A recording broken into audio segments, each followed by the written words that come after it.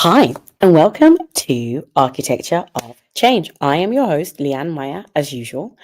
And today's topic is one that's really close to my heart, as usual, but um, it's called the joy of equity. And the reason why I wanted to have this conversation today is, excuse me, because we often get caught up in the conversations around the challenges and the systemic barriers and all the other heavier parts to the side of equity. But you know what we don't talk about enough is the joy of it. The joy of coming together with a group, whichever group, and just seeing that somebody is being recognized in their fullest version of themselves, seeing other women being able to celebrate their success, to be able to champion and support each other. I'm talking about in women in this case, because of the work I do around gender equity, which is, gender equality and racial equity. Just seeing that space and creating those spaces for joy, seeing acknowledgement happen, seeing community happen, seeing progress, seeing change, being part of that, seeing the landscape that we have seen exist in one particular form start to shift. Whether it's seeing more female founders, whether it's seeing more Black female founders, whether it's seeing more Black female founders getting funding, the leadership structure changing, younger women being inspired to do things that they never thought they could, STEM being a natural career choice for a lot of women, the workplace being more flexible in understanding parenthood in general, policy changing to recognize that there is so much unpaid work that is still carried by a lot of mothers. There's just so much to be seen, and it's not always even academic. It's just sometimes the vibe.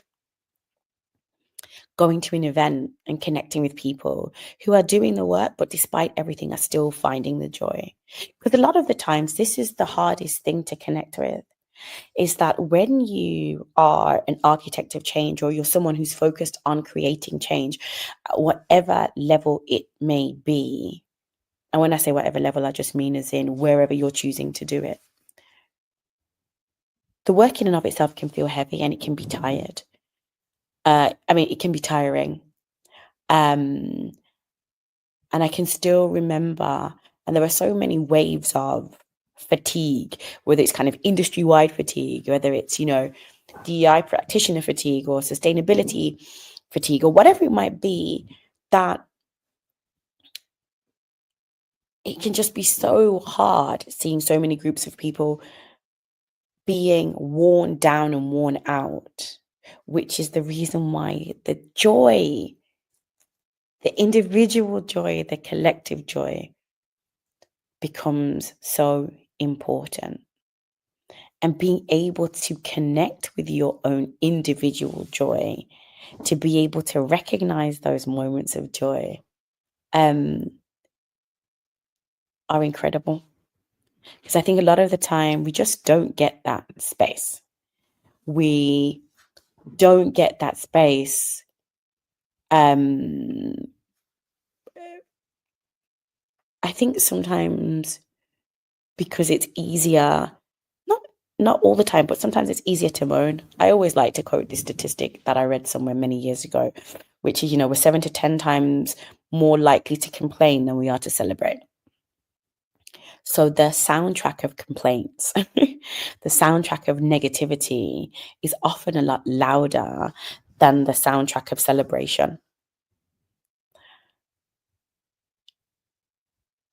And that's something that we sometimes need to take a pause on, is that the soundtrack of celebration is a lot of the times the quietest.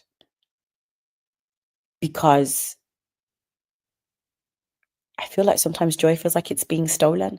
We're too scared to fully embrace our joy before it's taken away from us by something else. And that's why finding joy and being able to reconnect with it whilst doing the work is as critical as doing the work in and of itself, to create that space to recharge, restore, reactivate. But it can also just be, joy for the sake of it. Like, we don't always have to be happy to be ready for something else, just to be able to enjoy that. And in the last year, I have seen joy in so many forms. And in each conversation that I've been blessed to have, whether it's on an individual basis or even within a professional context, or being in certain rooms, real joy is transformative. It can take you to another universe. It can take you to a completely different mindset. It can help you reconnect with the feelings that you thought weren't possible to feel. I remember I was talking to a really good friend of mine, and I said, I'd become so stressed I could no longer daydream. Now, that sounds like a really strange sentence, I'm sure. But for me, daydreaming, my ability to daydream and my ability to not just daydream, but to visualize what I wanted to achieve in the future, to be able to visualize that, I'd lost my ability to visualize that. And I realized that I'd lost that ability because I had been so stressed, so focused, so in the zone. And I wasn't connecting with my joy in the ways or the things that used to provide me joy. I wasn't able to connect with them.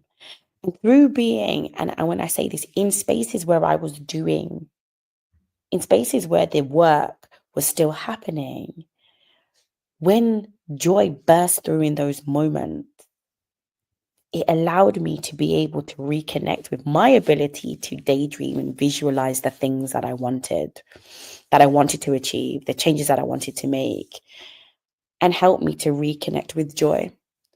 And it was really interesting that I saw this, I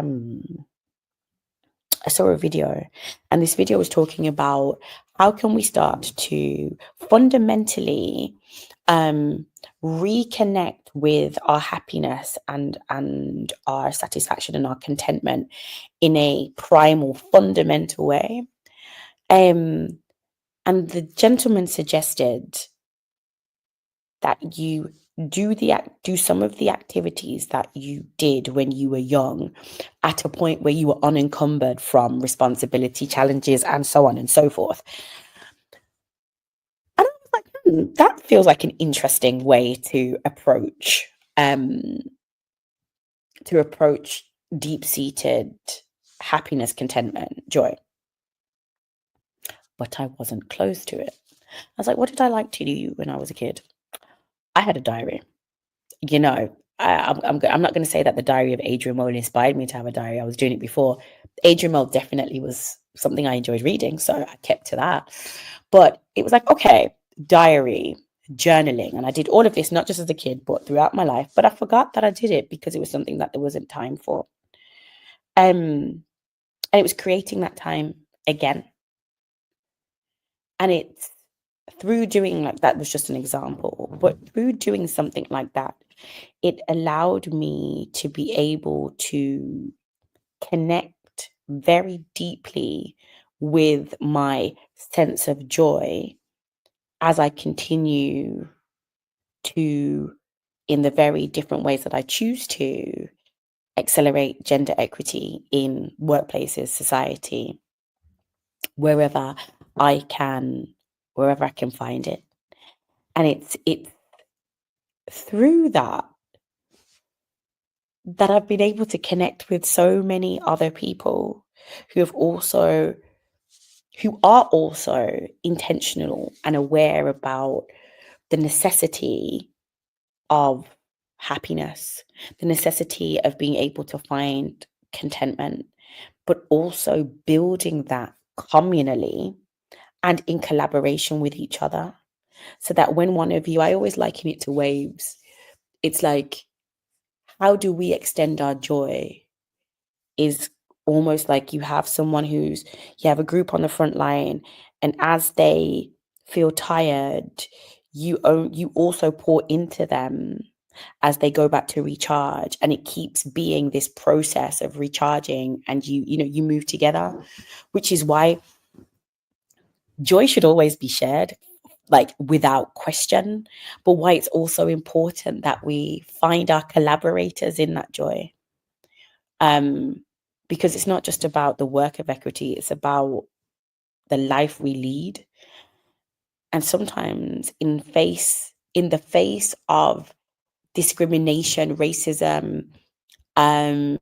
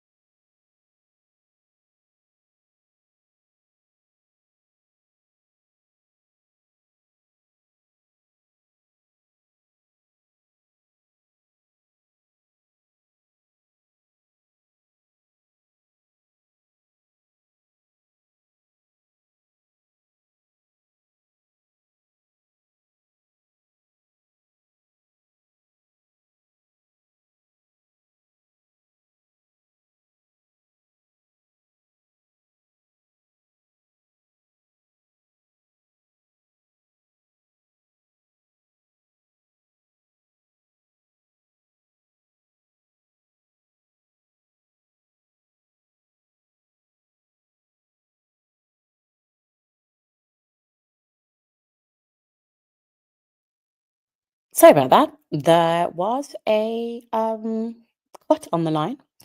So I think I got to saying about collaborators in joy, and it was a good reminder that there are so many, so many bright spots that, like, being able to celebrate it and building momentum through celebration is really important.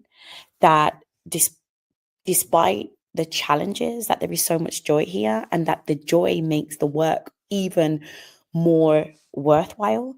Um yeah, and that's been one of my takeaways.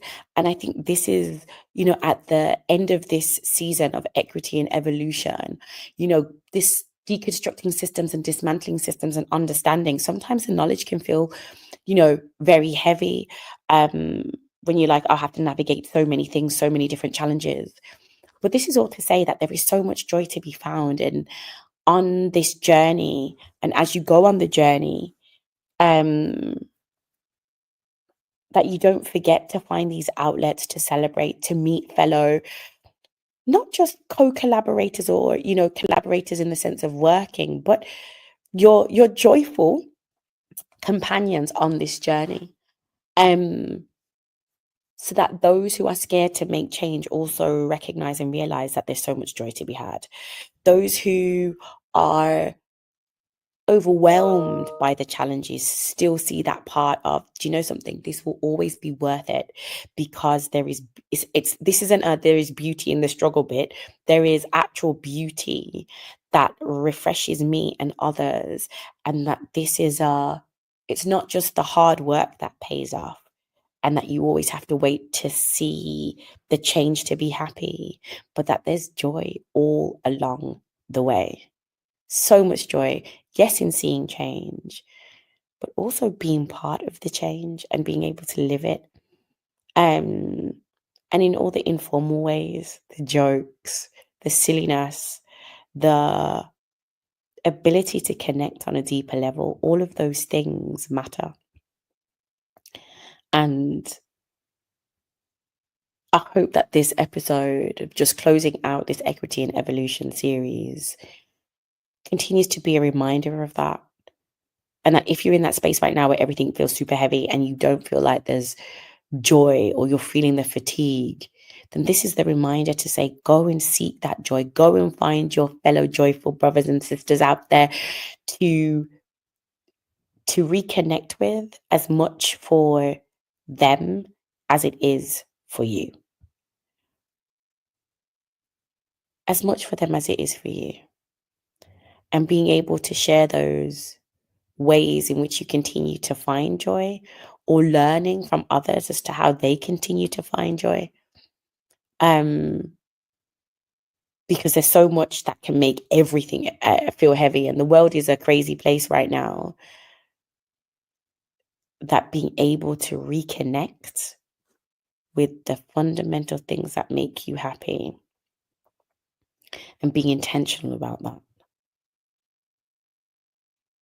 will not only preserve you, but also help to improve how you live, from the quality, the depth, the connection, but how you get to show up and share who you are with the world. So I'm wishing you, as ever, a joyful day, a joyful way, and an intentional way. And this is all to say, once again, that the designs that we create today will be tomorrow's reality. Never forget that. And also to seek out those who seek joy in a similar way to you.